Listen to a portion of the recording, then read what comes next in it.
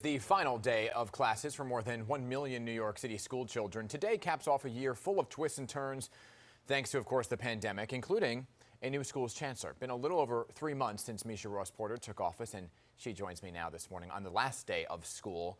Good morning, Chancellor Porter. Thank you for being here. Thank you. Good morning, Dan. Hey, good to see you. So first, real quick, a couple months on the job. How's it going for you? It's going well. I'm excited to see what's happening across our schools, the work, our teachers, our students, our families. It's just been really great to see what's happening across schools in New York City. Today marks the last day of a tumultuous year for so many New York City public school students, right? Usually a half day of classes. The city opted to make it a full day of classes instead. Reasoning behind that? Work them till the end? I think we just wanted to give people the time that they needed to just finish out and close out. And in a year like no other, things couldn't be as they were. They had to be different. So let's talk about the fall, right? A lot of parents were writing us with questions about what's happening in the fall, right? Students expected to return for in-person learning when school reopens in September, but not all parents do want to send their children back to the classroom. So is the city and the Department of Education considering some kind of remote alternative for those students?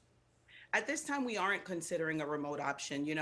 As a teacher and a mother, I know that the best learning happens between students and teachers in the classroom. And I, from the same families who are concerned about a remote option, I think we all agree around that.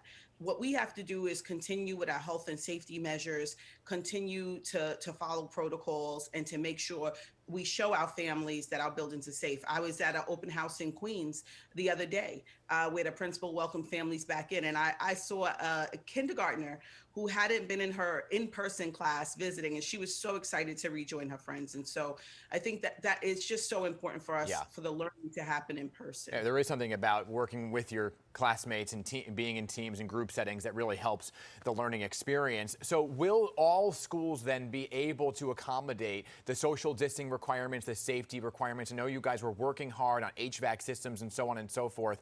Everything will be ready to go in September. Is that what you're saying? Everything will be ready to go in terms of our ventilation systems. We've continued to do that work. We've purchased, over 100,000 air purifiers, and so there'll be 2 air purifiers in every room. Our PPE supply has been in abundance, and so we are looking forward to doing everything we need to do to get our babies back in school buildings. The pandemic really forced you guys in the Department of Education to look at creating smaller class sizes. That's what parents wanted. So will that be implemented in September? Well, besides the pandemic, and yes, as a parent, I agree. We also have gotten 100% fair student funding to every school for the first time. And so that's going to allow us to also look at our class sizes. And we know that that's something that is concerning to parents. It's a question we continue to ask. And so we're definitely looking at doing strategic class size reductions, not only around the pandemic, but just in support of how students learn best. But just to be clear then, in September, not all classes will be smaller in September. It's a work in progress. It's a work in progress. Not all classes will be smaller in September. So there have been a lot of talk about teacher shortages then. If you do go with smaller class sizes, that means more teachers. Now, when we spoke to the UFT President Michael Mulgrew earlier this week, he said that could also happen. He said it may happen. I want you to listen into what he said. Looking at the numbers now, we're not sure yet, but we are, because of the pandemic, we're seeing the teacher shortage across the entire country. New York City's always been able to stay outside of that, but I don't know if that's going to continue. I think we might start seeing a shortage for the first time in a while. May see a shortage for the first time that we haven't seen in a long time. What is your reaction to that? Yeah, I don't anticipate it happening in New York City. Like Michael said, it is something that is potentially being seen across the country. We're hiring up to 1,000 new teachers from our pipeline programs. That's up from 500 last year. And so we don't see that for New York City. So you're confident that there will not be a shortage come September?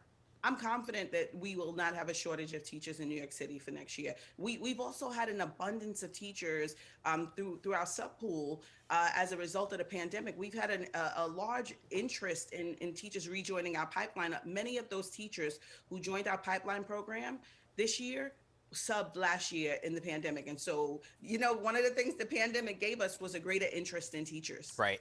Lastly, we're almost out of time here. I want to talk about the Summer Rising program. One of our reporters, Calorama, was talking about this program, that there may be some students that are waitlisted when it comes to special needs. Do you know anything about this? We are prioritizing our students with disabilities for summarizing. And so, we are going to make sure to keep our promise to families that every student has a seat.